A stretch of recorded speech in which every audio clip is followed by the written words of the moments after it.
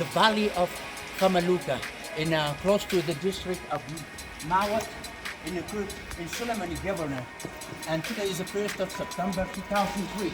And it's very rocky, and the river is being surrounded by beautiful mountains and a rocky mountain. And it's a great place to be here. And try to climb. It's a little bit hard to do that. I put it on my back and make it difficult for me to do it. Yeah. Yeah.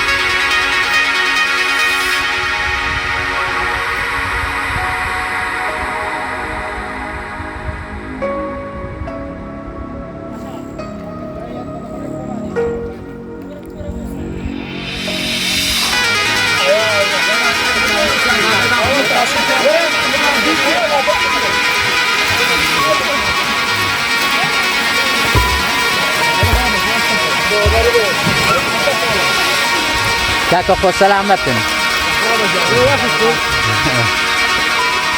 Alam lana Amazoni Tulistan ay. Ha?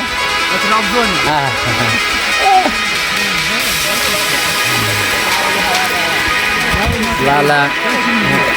Yo.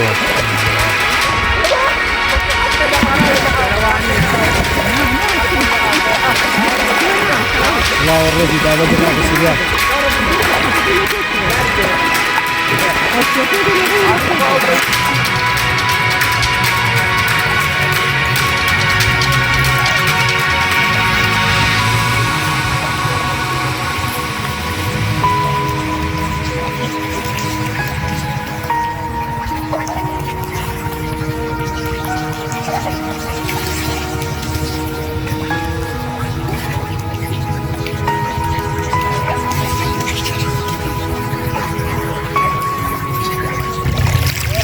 timsah yani.